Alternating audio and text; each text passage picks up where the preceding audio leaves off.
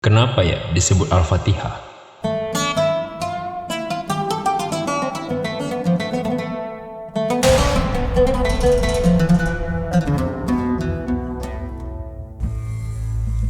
Saya tak pernah mengajukan pertanyaan semacam ini. Baru beberapa malam yang lalu, dalam perjalanan pulang dari acara makan bersama di rumah tetangga saya, kemudian dilanjutkan dengan berdiskusi panjang yang menyenangkan, membahas banyak hal. Dan lalu di benak saya tiba-tiba terbetik pertanyaan tersebut. Ya, kenapa surah pembuka dalam Quran itu disebut Al-Fatihah? Kenapa tidak disebut Mukadimah, atau pengantar, atau tamhid, atau preambul?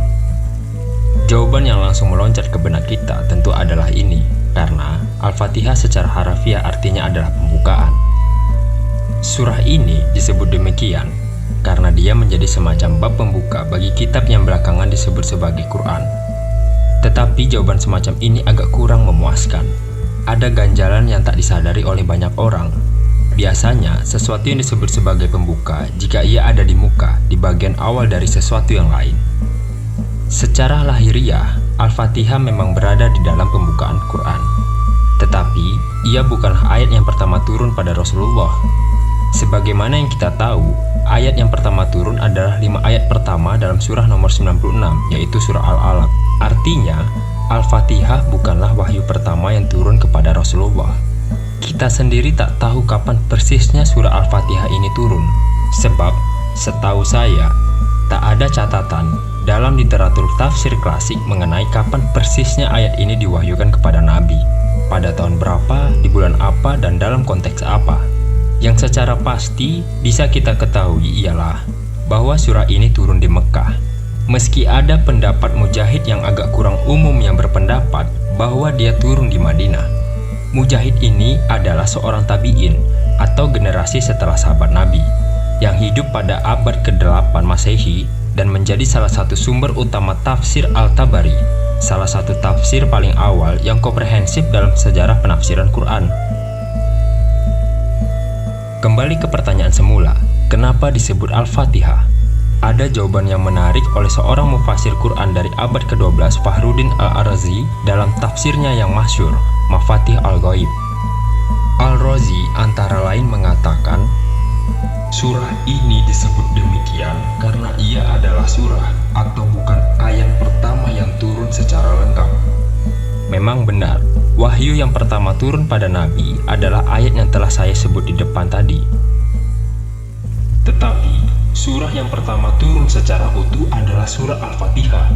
Karena itu, ia layak disebut sebagai pembuka.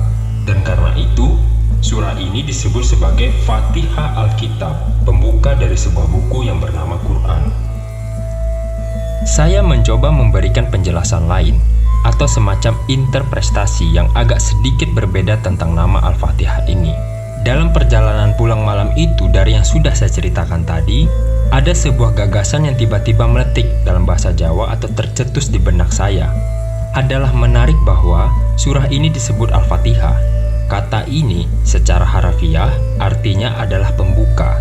Kata Fatihah berasal dari kata kerja fataha yang artinya adalah membuka sesuatu. Kata Fatihah bisa diartikan sebagai the opener dalam pengertian pembuka, sesuatu yang membukakan sesuatu yang lain.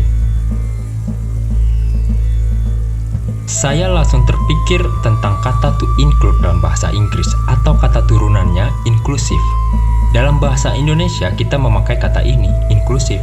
Sungguh menarik bahwa surah pertama dalam Quran disebut sebagai Al-Fatihah yang maknanya ialah membuka. Saya memaknai Al-Fatihah sebagai ajakan untuk mengembangkan sikap pembuka diri, inklusif. Menurut saya, tafsiran semacam ini bukan dipaksakan, sebab ada kaitannya dengan kandungan yang ada dalam surah ini. Mari kita gali makna yang terkandung di sana. Surah ini dibuka dengan formula atau kalimat berikut ini. Bismillahirrahmanirrahim. Atau kalau mau memakai transliterasi yang agak sedikit lebih akademis, Anda bisa menuliskannya begini. Bismillahirrahmanirrahim. Formula ini juga sering disebut sebagai basmalah. umat Islam diajarkan untuk memulai segala sesuatu dengan membaca basmalah. Formula ini mungkin merupakan kalimat yang paling sering diucapkan oleh umat Islam setiap hari. Sekurang-kurangnya membaca kalimat ini 17 kali dalam sehari semalam, yakni pada saat sholat. Kalimat ini mengandung ajaran ketuhanan yang penting. Dalam basmalah terkandung konsep teologis tentang Tuhan yang menjadi sumber kasih dan rasa sayang. Kita bisa mengatakan bahwa Tuhan dalam Islam adalah Tuhan yang menjadi sumber dari cinta, mahabbah, dan kasih sayang, rahmah, the God of love and compassion, Illahu mahabbah wa rahmah. Jika tadi saya menyebut bahwa Al-Fatihah menggambarkan ajakan kepada umat Islam untuk bersikap inklusif, membuka diri, melapangkan dada, ini semua ada kaitannya dengan konsep ketuhanan yang diperkenalkan melalui formula basmalah. Implikasi sikap cinta kasih jika ia melekat pada seseorang adalah kesediaan untuk membuka diri. Jika seseorang mencurigai pihak lain, dia cenderung akan menutupi diri rapat-rapat, menegakkan tembok pemisah, meringkuk di dalam tempurung kecurigaan dan kebencian yang sempit dan apak. Tetapi, jika ia memiliki rasa cinta, ia akan membuka diri pada yang lain, mengulurkan tangan, membangun jembatan penghubung ke yang lain itu. Saya lalu teringat pada komentar halus tetapi sekaligus pedas yang pernah dilontarkan oleh Paus Prancis beberapa waktu lalu terhadap Donald Trump.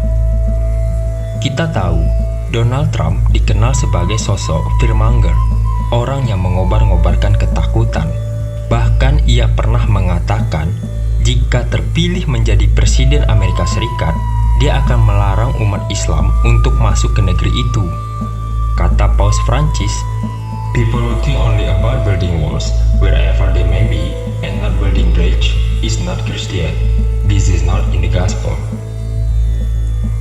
Sesiapa yang hanya berpikir untuk membangun tembok pemisah dimanapun dia berada dan bukan malah membangun jembatan, dia bukanlah orang Kristen. Sikap seperti ini tak ada di dalam Injil.